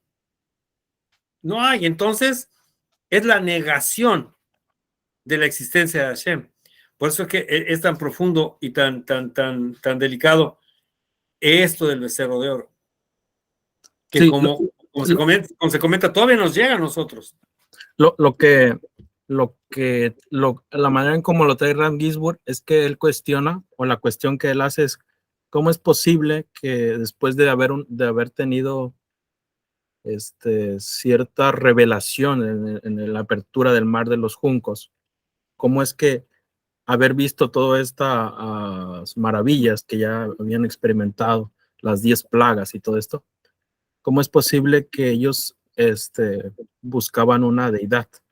O sea, no está diciendo que no sea cierto, pero está buscando relacionar esa parte o conciliarla con la parte como así como, ¿cómo se podría decir? Como oculta o que no se lee en la parte literal del texto de la Torah. Entonces, al buscar conciliar eso, es lo que él dice es eso, que no necesariamente buscaban un Dios, aunque la Torah así lo marca. Y entonces, por medio de la gematría, por medio del valor de las palabras, que es Hegel, ya sabemos que Ain Gimel Lamed significa círculo, o tiene una equivalencia a un círculo, Hegel. Entonces, él busca que esta parte del círculo siempre tiene que ver con la parte material, la parte imaginativa de la psiquis del ser humano. Entonces, ahí es donde trata como de conciliar el rap sobre este tema. Pero sí tienes razón, efectivamente la Torah dice que este es tu Dios. Que sí comentaron. Que me Maestro, permiten- bienvenido. Me da mucho gusto verte, maestro. Gracias, buenamente verlos bien todos a todos. El Zohar habla de que cuando Moshe reveló el nombre de Dios Yud-Kei-Vah-Hei, inmediatamente comenzó a hablar de ordenanzas, mandamientos. Y eso es lo que el creador estaba haciendo, Moshe estaba haciendo, llevarlos por la ruta del Seirampín, que fueran moviéndole la estructura de su Seirampín de cada uno de ellos. Y en un momento, los seres rap se les hacía pesado hacer este trabajo, ¿no? Llevar este trabajo. Y se los dejaban como yo no soy judío, pues ustedes háganlo. Y siguen pasando el tiempo. Cuando llega este momento de que no está Moshe y no hay un líder que nos guíe, ellos encuentran la manera de encontrar la solución perfecta, porque entonces pueden jalar la energía que ellos conocían. Ellos conocían solamente a Elohim. Desde muchos años, desde Abraham que llegó y vio y los bendijo al faraón, Elohim era su Dios. Entonces, cuando no estaba Moshe y Yud-Kei-Vah-Hei, ellos no les gustaba esta estructura, dijeron, vamos a buscar por el lado de Elohim. Y eso fue lo que hicieron, buscaron la estructura de Elohim, porque es la manera como ellos habían entendido de que no era necesario hacer mandamientos, ordenanzas. Con la estructura de Elohim no se hizo, no era nada. En el tiempo de Abraham, pues eran muy pocas las ordenanzas. Entonces, para ellos era el momento preciso de avanzar.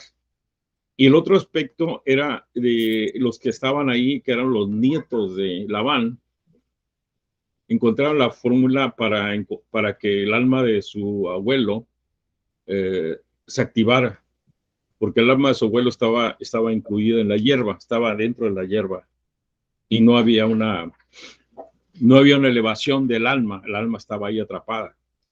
Entonces, cuando el becerro lo que hacen es que inmediatamente le ponen hierba en la boca para que la coma.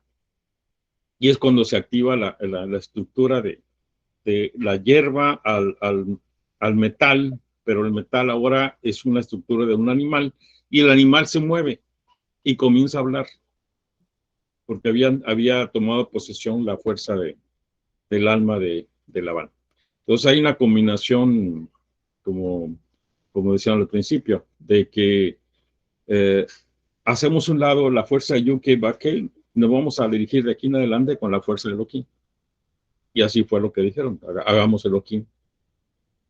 Era todo. No, y viene porque la creación viene precisamente, toda la creación viene por ese lado.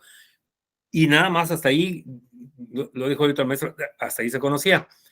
La cosa está en que, sabiendo todo esto, Moshe dice, ok, sí, pues ahora vamos a destruirlo, lo voy a destruir. Lo pulveriza, inclusive. Y lo tira, ¿qué? ¿Al río, al mar? No, al mar no, pero al río sí. ¿No? Y está prohibido volverlo a agarrar. Se queda ahí y ya.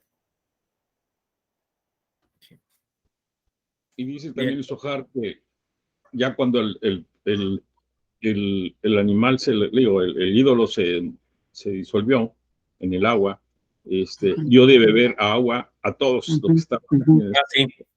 para que hiciera el efecto de quienes estaban metidos en el pecado, vamos a decir. Sí. Y así fue. O sea, los hombres que estaban metidos en esto, pues comenzaron a sentir dolores en el estómago, se fueron a sus cuartos, a sus casas, y ya murieron, ¿no? Sí. Habla de eso, de la plaga esa. Porque fue de adentro para afuera. ¿Alguien más?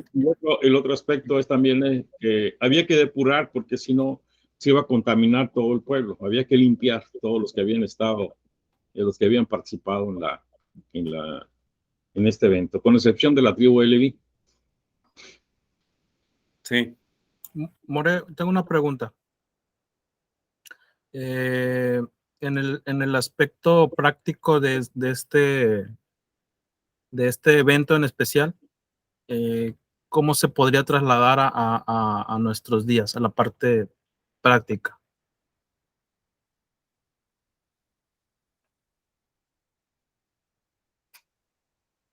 ¿Quién quieres que hable? Quien sea.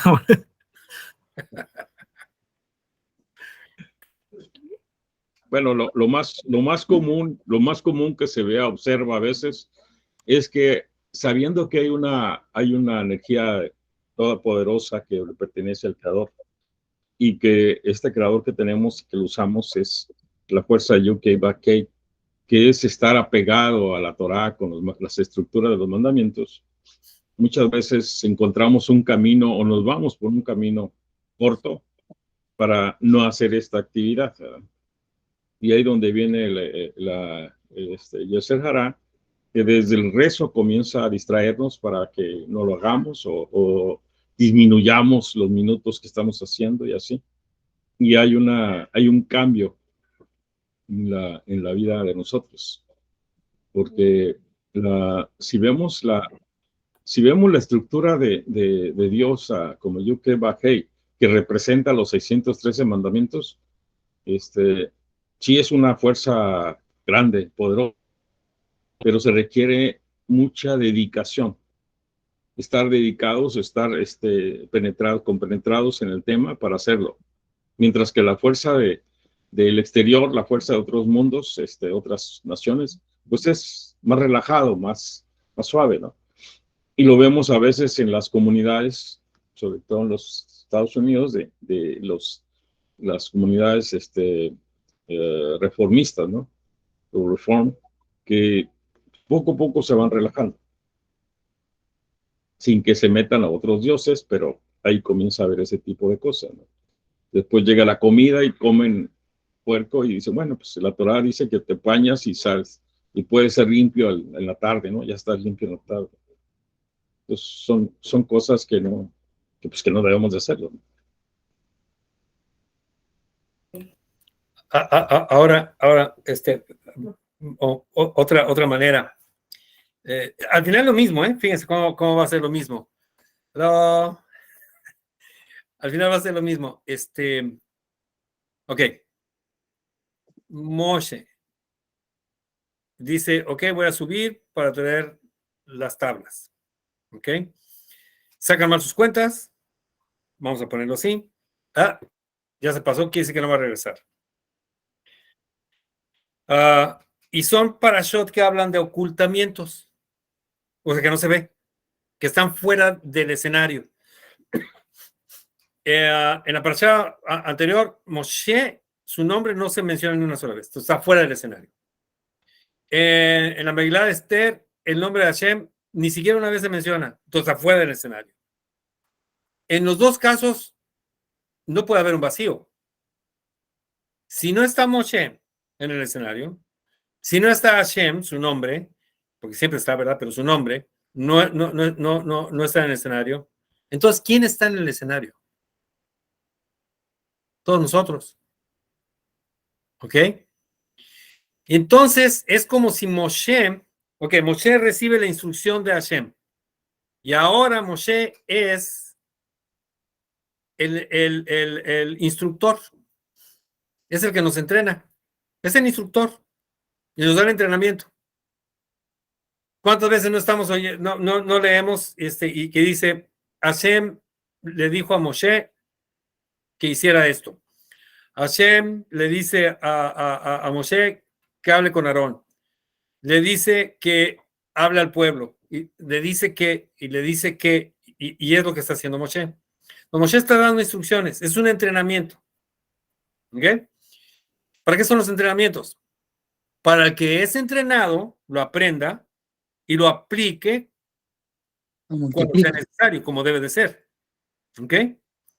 Pero si siempre está el instructor, entonces el instruido, ¿qué hace? Si siempre el instructor está haciendo las cosas, entonces el instruido, ¿qué hace? En el momento en que el instructor no está, pero las cosas se tienen que hacer, Entonces, ¿qué hace el instruido? Pues tiene que actuar con toda la información que se le dio, con todo lo que se le aprendió, todas esas días, horas y demás cosas que estuvo la instrucción dándole y dándole, dándole, pues ahora lo tienes que poner en práctica. ¿Ok? Y esto va entonces con lo que dijo el maestro. No está Moshe. ¿Ok? Entonces se aprovechan otros decir, esto es lo que conocemos, esto es lo que sabemos, y vamos a hacerlo así porque es para nuestro beneficio. A diferencia de Moshe, vamos a hacer esto para el beneficio de ellos, y mi beneficio, pues ya vendrá. O sea, es lo que hemos estado diciendo, ¿no? Del buen líder. Y el caso contrario fueron la multitud mixta, o sea, los que no, o sea, se juntaron, pero no traían eso y sabían, traían información, y esa información la traían desde Egipto, y esa información la podían manejar muy bien, pero era para su beneficio. ¿Ok? Y entonces actuaron de esa manera, pero lo que debieron haber aprendido y ponerlo en práctica, no lo hicieron. A nuestros días, como tú lo estás preguntando, ¿cómo lo ponemos? Pues es eso. ¿Cuántos años ya tenemos leyendo? ¿Cuántos hemos estado estudiando la Torá, que el Zohar, que el Midrash, etcétera, etcétera, etcétera? ¿Ok? ¿Qué es lo que estamos haciendo ahora? En nuestros días, ¿qué es eso? Pues tenemos que poner en práctica el entrenamiento que hemos estado recibiendo, de hacerlo, de ejecutarlo. Y si por alguna razón no lo ejecutamos de la manera apropiada, pues tenemos que volver al entrenamiento. ¿Sí? Más o menos. Entonces, todo esto que se ha hablado, todo esto que ha salido, ¿es para qué? Para que nosotros lo hagamos, actuemos y venzamos al Yetzer Hara. No lo vamos a poder destruir. ¿Por qué? Porque no somos nosotros de Hashem. Hashem es el único que lo puede destruir, pero tiene sus reglas. Hashem hizo sus reglas de juego y no lo va a destruir. Lo tiene para que nosotros tengamos que batallar, pero el batallar es de vencer al Yetzer Hara. ¿Y cuál es ese Yetzer Hara? Es de nosotros mismos. Comenzamos con nosotros y lo empezamos a expandir. ¿Sí? Más o menos, Moshe. Sí, está muy claro, y sobre todo porque es importante siempre buscar en la parte práctica, ¿no? Como ahorita lo que explicabas, ¿no? El maestro y el que es enseñado, cómo va a actuar cuando no está, ¿no? Y eso es importante porque a veces lo vemos como algo distante o algo que pasó, no sé, como que es algo que Ya pasó. que fue de ellos, ¿no? O sea, ellos Ya hicieron pasó. idolatría, pero no, o sea, es algo que lo Actual. vivimos, que lo tenemos ahorita presente en nuestro tiempo. Entonces, sí, el comentario que haces se me hizo muy bueno para porque ya es tiempo de hacer cosas. O sea, y no me refiero a que queramos cambiar el mundo, sino que podamos cambiarnos nosotros mismos, por lo menos, ¿no? Movernos. A movernos a hacer cambios. Fíjate que me parece bien lo que dices. Sin más, te voy a decir una cosa, para cambiar el mundo, ¿por qué no? Sí. Comenzamos con nosotros. Sí, claro que sí. Tienes toda la razón, porque tenemos que comenzar con nosotros. Indiscutiblemente que tienes razón. Y si nos vamos al 8, ¿ok? Hay que trascender. Pues, ¿por qué no?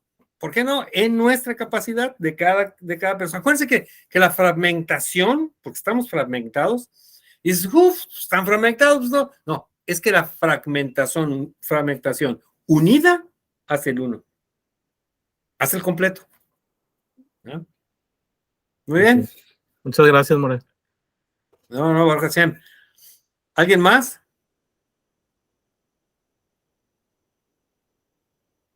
Tocayo, tú dices que tienes algo que leer. 7 secretos. ¿Y explicados? 7 secretos, no, maestro. Pues vamos viendo, escoge uno que lo podamos explicar. ¿Nada más uno? No sé, uno, dos, pero escoge alguno Son que 7. podamos explicar. Son 7. Yo sé que son 7, pero escoge que podamos explicar, no nada más leerlo. Ok, el primero. La bendición no se posa nunca sobre una cosa contada contablemente. De modo que cuando se procede a un censo y se cuentan personas, hay que hacer una sedeca o donativo. ¿Para qué? Para rescatar nuestras almas. ¿Ok? ¿Qué nos puedes decir de eso? Bueno, pues la sedeca se antepone como un filtro inicial y facilitador precisamente para que nuestras almas sean rescatadas. ¿Rescatadas de qué? Pues de la oscuridad. ¿Pero rescatadas de qué? Como se mencionó en esta ocasión, esas ideas que no son siempre puras o limpias, que a veces nos jalan, nos distraen, y si nos descuidamos tantito, se pueden materializar, siendo no positivas, sino negativas. Por lo tanto, ¿cómo ayudamos a que rescatemos nuestra alma constantemente a lo largo de las 24 horas del día a día? Bendiciendo todo lo que está a nuestro alrededor, momento a momento, de las cosas significativas en el día a día, que es una especie de blindaje para poder tener armas y resistir o saber enfrentar para evadir lo que no agrada a Hashem. Y fíjate que yo también me acabas de recordar algo. La bendición no cae sobre cosas contadas, ¿verdad? Entonces, y lo hacemos, ¿eh? O sea, yo me incluyo, definitivamente. Cuando nosotros trabajamos, ¿verdad? Tenemos un trabajo o tenemos un negocio, pero voy a hablar, por ejemplo, los que trabajamos y que nos pagan por ese trabajo, ¿ok? Ok, ¿cuánto vas a pagar por hora? ¿Ok? Trabajo tantas horas, ¿ok? Multiplicadas por eso, entonces ya sé lo que voy a ganar, ¿ok? Y luego, pero vienen los impuestos. Ah, pues entonces al final me queda tanto. ¿Te fijas? Entonces ya estamos contabilizando, ya estamos contando. Y luego tenemos la intención de darse de acá. Ah, hay que separar el 10%. Y ese 10% lo vamos a repartir así y de esta manera, tanto para acá, tanto para allá y tanto para acá. En realidad eso no es perjudicial, por decir perjudicial, o sea, conveniente, o sea, no es muy conveniente. O sea, eso no quiere decir que no sea muy conveniente, está bien, porque lo que tenemos que hacer, ¿ok? La cosa está en que, acabas de decir Sedacá, y esa Sedacá la vamos contabilizando, ¿ok? Y lo vamos diciendo, mira, esto di para acá y esto di para allá, y nos sentimos bien, y entonces la contabilizamos, y cada vez la contabilizamos más. Entonces, algo que ya tenía una bendición, Dios no lo permita, pero al hacerlo tan cerrado y tan minucioso, pues podríamos estarle quitando, porque en la contabilidad, cuando se cuenta, está la energía de la muerte. ¿Ok? Quien tenga un trabajo, pues, digo, un negocio, tiene que hacer el balance, definitivamente, pero esa es parte de la bendición recibida de tener un negocio fructífero. Entonces, el hacer la contabilidad también de lo que recibimos como salario, eso no es que esté mal. O sea, se tiene que hacer porque tenemos que distribuir esa bendición que estamos recibiendo, ¿verdad? Del salario, que es una bendición que ya nos da, es la parnasá que nos toca, para poderla bien utilizar. Entonces, como que hay una línea ahí, ¿verdad? Como que hay una línea muy delgada entre... Muy fina. Es estar contando y perder esa bendición, no perderla, pero disminuirla, diluirla. ¿Cómo? Apretar, o sea, diluirla. ¿Y cuándo es de que tenemos que hacerlo? Precisamente para utilizar la bendición que es el trabajo, que es la parnasá, que ya ha sido otorgada para nosotros. ¿Okay? ¿Y en qué momento, maestro, el hecho de que tú establezcas más de un conteo con la intención siempre de sacar el mejor beneficio equitativo de lo que debe de ser la CDK, y lo que debe ser tus compromisos, pues. Pero es que ahí lo que yo te podría decir es que lo que tú separas, vamos a pensar que de lo que todos lo recibimos es el 10%, eso ya no se mete en lo demás, eso ya no le Claro. pertenece a lo demás. Ya, El ya, ese 10% es para otra cosa. Ya. ¿Cuánto es lo que queda? Con eso es con lo que vamos a funcionar. Pero Eso. ¿qué pasa si tú ya te separaste de tu 10% y ya lo repartiste? Y Hashem te pone una necesidad de alguien enfrente ¿Para dar más de acá? para dar más de tu 10%. ¿Sigues lo que Hashem te está poniendo? O dices, no sabes qué, espérate hasta mi siguiente cheque. No, yo diría que se pone. Está la necesidad, por algo te lo pone a hacer enfrente. Ah, ¿de veras? Bien meticuloso, siempre separas tu 10%, pues qué bien, estás haciendo bien. No, pues ahí te va, mira, ¡pum! Ahí tienes eso. Ah, caramba, pero ya la repartí toda, la de esta semana, Oye, la de este la mes. emergencia es la emergencia, ¿no? Y entonces se da. ¿Ok? Uh-huh. O sea, se da porque se tiene que dar. ¿Qué viene detrás de ahí? Pues podemos decir que al dar hacia acá, entonces vamos a tener un efecto muy favorable. Pero si lo hacemos de esa manera, entonces ya le estamos demeritando. O sea, se da porque se tiene que dar. Ahí está la necesidad, se da. Voy a recibir, pues voy a pensar que sí, pero no porque voy a recibir, lo estoy haciendo. Es otra manera. Lo estoy haciendo porque la necesidad está ahí. Estás haciendo porque vas a recibir, sino porque ya recibiste y por ahí dejaste un pendiente y estás pagando tu pendiente. Es algo que se quedó. Y ya primero te llegó la bendición y luego te está llegando sí. el cobro del pendiente. O también es porque no hablando de dinero, sino que es una manera de demostrar o sea, quitando el dinero de por medio, pero va a ser el medio demostrar tu amor al prójimo y tu capacidad y tu, o sea, ver por otros primero que tú. Por eso esa parte es la que te está, no sé, ¿verdad? Yo estoy imaginando la parte que te está pidiendo a Hashem que cubras, que te está poniendo a prueba. Mira, sí puede ser porque si algo es difícil de desprenderse, es del dinero. Es así como que, pero cómate. Pero cuando ya se tiene, ¿verdad? Vamos a decir la costumbre, no hay otra palabra, de estar separado, estando dándole, no se siente. Cuando se puede sentir es como cuando dices, ¿sabes qué peor se te presenta esto? ¿Y qué tienes que hacer? Pues darla y vamos a decir que se da por adelantado, o se da y se olvida de eso. More. Sí, se da y se olvida, pum, nada que por adelantado ni nada. More. Por eso, en ciertas instancias, cuando se trata de dar en forma automática, nosotros reaccionamos hacia la moneda, no hacia el billete. Y eso lo debemos de saber corregir. O de dar poquito en lugar de dar mucho. Sí, en el subconsciente. Ajá. Inmediatamente sientes la atracción de buscar la moneda, no el billete. Sí. Pero y eso hay que corregirlo. Pero se te pone esa necesidad, ¿y qué va a hacer? Bueno, también hay otra cosa, ¿no? Que es una necesidad, es algo que se presenta y uno actúa. Hemos aprendido que podemos dar hasta el 20%, ¿verdad? De los ingresos. Si damos más del 20%, no quiere decir que está mal.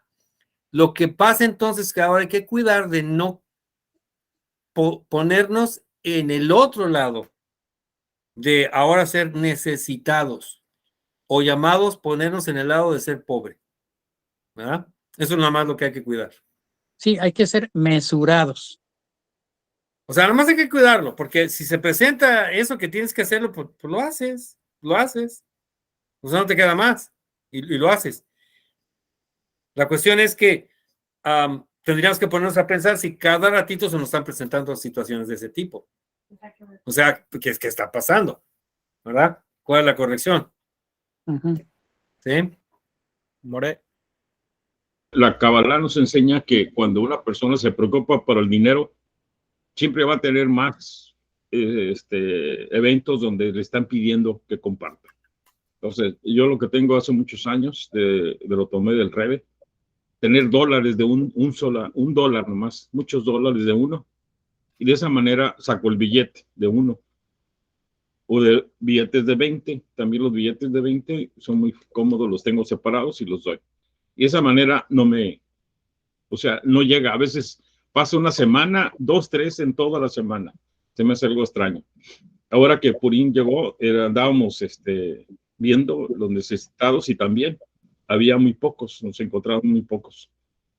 Ahora, en relación a lo que hablamos de la ordenanza de contar, el Zohar dice que, para comenzar, el pueblo de Israel todo cuenta. Es su forma de ser, cuenta. Minyan, días de la semana, siempre estamos contando cuántos días faltan, en fin. Entonces, ¿cuál es la clave? La clave está en que no debemos usar el conteo de una manera fuera de la relación divina con el Creador. Al conteo le debemos de agradecer al Creador. Al conteo le debemos de aceptar que el Creador nos está dando eso. Y después de terminar el conteo, agradecer al Creador. O sea, la bendición la tenemos que amarrar inmediatamente después de haber. Entonces, esa es toda la diferencia, porque si contamos, nomás por contar cuántos billetes son o cuántos estamos aquí, por contar solamente y no amarramos la bendición, se pierde la oportunidad. Es lo que dice el Zohar. Bien. More, también dentro de precisamente para saber cómo vas a avanzar en tus proyectos o en lo que tú tengas en tu mente. Por ejemplo, ¿cuánto di de tzedakah este año? ¿Cuánto? Es contar, tener un balance. Y eso es bueno porque eso es la única manera en que tú puedes reflejar la medida de cómo tú vas avanzando, cómo este año fue y el año pasado. Ahora, el Rebbe de Chabad también es... Pero eso que dices, Moche, no es buena idea. Nosotros no debemos estar pensando en cuánto he dado. Claro. Y calcular cuánto di. No debemos de hacer eso. Porque entonces la energía nos cubre la forma egoísta inmediatamente. Hasta de avaricia. No preocuparnos a quién les estamos dando y cuánto dinero hemos dado. El Creador sabemos automáticamente que el Creador me va a llenar 1000 veces lo que yo he dado. Y eso es lo que hace que uno sea exitoso. Pero nunca estar pensando en cuánto he dado, cuánto llevo, cuánto me queda. No, nada de eso. Pero si se maneja algo como un proyecto, More, por ejemplo, proyecto, si quieres un proyecto, no existe otra manera para llegar a un... Lo haces por metas y las metas se cumplen, se van cumpliendo las metas. O para esta semana tengo esta meta y esa es la meta. Entonces, ahí es diferente porque tienes ya medidas ya estipuladas previamente y las estás utilizando, las estás llevando a cabo. Eso es todo. Para un fin X no hay problema. Ok, entonces en el caso de la tzedakah no se debe manejar como un proyecto en específico de decir, mi proyecto es que yo avanzar en dar tzedakah. No.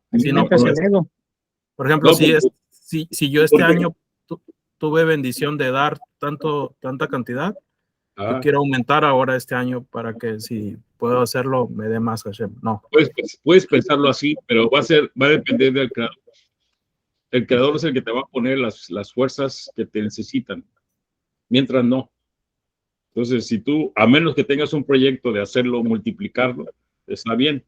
Pero en la vida normal, uno sabe que el creador les pone los mensajeros que los necesitados les representan. Es todo. Y uno les surte y les provee. Ok. A mí se me vino a la mente un mensaje que dio en una ocasión el Rebbe de Chabad, que hablaba de la parte revelada y la parte oculta. Entonces, pero él hablaba de un proyecto en específico, no hablaba de tzedakah. Entonces, él especificaba que cuando queremos diseñar un proyecto, debemos de diseñarlo de manera detallada y perfecta, o sea, todo, ¿no? Y ya pero dentro de ese proyecto que uno tiene, va a haber una parte oculta que no la podemos ver. Y que esa parte es la que Hashem revela, o sea, la parte, ¿cómo se podría decir? La parte, no sé. La experiencia que se va a dar. Exactamente. Entonces, creo que puede generar más o abrir una vasija más grande hacia eso. Bueno, la Kabbalah nos dice que cuando hagamos un proyecto siempre debemos de presentárselo a Hashem para que él sea socio del proyecto. Y no esperamos respuesta de que diga que sí o no. Automáticamente el proyecto está aceptado. Y comenzamos a avanzar pensando que él está en sociedad con nosotros. Entonces no hay riesgo, hay éxito. Y cuando viene un problema, inmediatamente se lo pasamos al socio. O sea, aquí estoy atorado, ¿qué hago? ¿Cómo le hago? Y ya se presenta la solución. Ok, man. ¿Okay?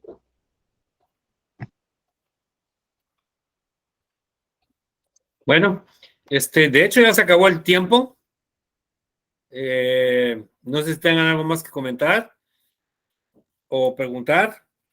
Y si no, pues entonces, no queda más que agradecer a Hashem, como siempre, cada semana, de que nos permitió tener el mérito de estar aquí presentes y hablar de su Torah,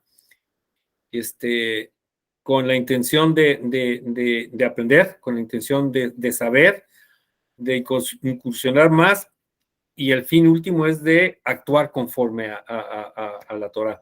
No nada más a saber, nada más aprender, actuar y hacer las cosas de la manera en que se debe de hacer, según, apegados a la Torah, según lo que él manda. Una cosa se puede hacer de muchas maneras, pero al fin y al cabo, lo que hay que hacer es precisamente actuar. ¿Ah? Entonces, si es así, entonces, pues, muchas gracias a todos ustedes también, y desearles que el próximo Shabbat sea o sea, sea muy bonito, sea muy alegre, que sea de mucha espiritualidad, que estemos sintonizados, que nos permita tener salud y con esa salud poder tener larga vida. Entonces, Top. muchas gracias. Top. A todos.